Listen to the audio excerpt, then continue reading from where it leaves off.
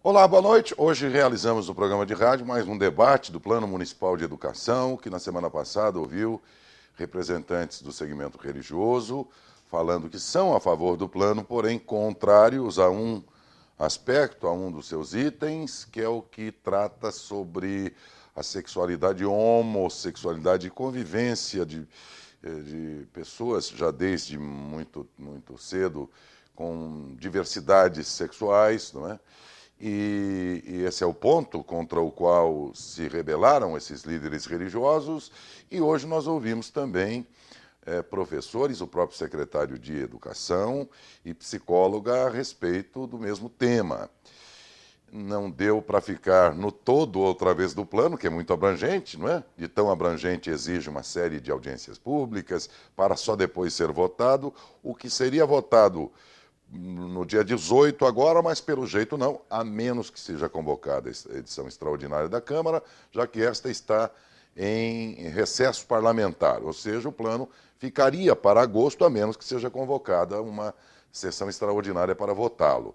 O plano, como eu disse, por parte dos divergentes, ele é aprovado fora esse artigo que trata sobre o ensino, sobre o envolvimento do assunto, sobre tratar o assunto sexualidade em sala de aula, enquanto que esses que são a favor, muitos dos professores, ainda que existam contrários também, acham que o professor tem que ter essa autonomia para, não numa disciplina. A ideia não é criar uma disciplina de sexualidade na grade curricular, não é isso.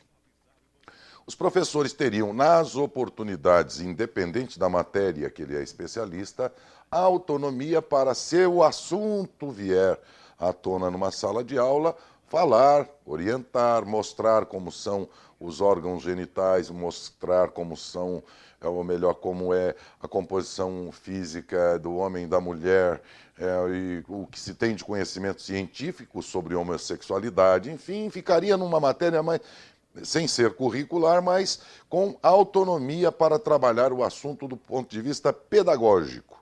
É essa autonomia que esse plano quer dar por esse artigo, contra o qual se rebelam os contrários, achando que esse é um papel da família, que a escola não tem que se envolver em, por exemplo, ali ainda muito jovem, adolescente ainda, quando a sexualidade do menino ou do menino começam a se manifestar, ele começa a ter problemas de relacionamento dentro da escola, de rejeições, de bullying, e, entre outras situações que podem decorrer disso, né? O professor, então, tentar harmonizar essa convivência, explicando como é que se dá essas diferenças todas do ponto de vista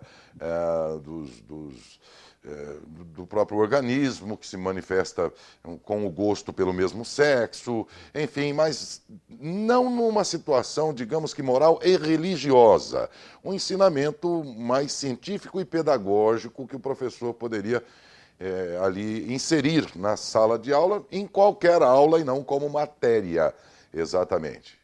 Então, os professores, esses convidados de hoje, acham que esse artigo tem que permanecer no plano. Enquanto que muitos outros dizem, não, esse é papel da família. Mas daí vem a nossa pergunta de sempre, mas a família está fazendo isso? Porque se não está, então nós estamos gerando conflitos nestes, hoje, crianças e adolescentes, amanhã, adultos. Talvez os mesmos conflitos que hoje a gente tem na sociedade dos adultos, com intolerância, com homofobia e essas coisas todas que a gente tem visto no noticiário. Isso vai ser, portanto, votado proximamente pela Câmara Municipal e é uma situação que vai valer por 10 anos nas escolas, não é? Então, é um assunto bastante polêmico que a gente tem tratado como forma de orientar os pais e alunos daquilo que vai ser votado e vai valer por 10 anos, vai acompanhar esses alunos desde a infância praticamente até entregá-lo a quase que a fase adulta.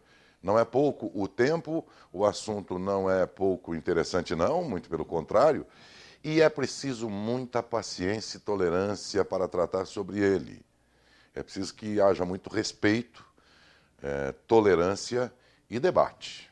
Definitivamente o debate.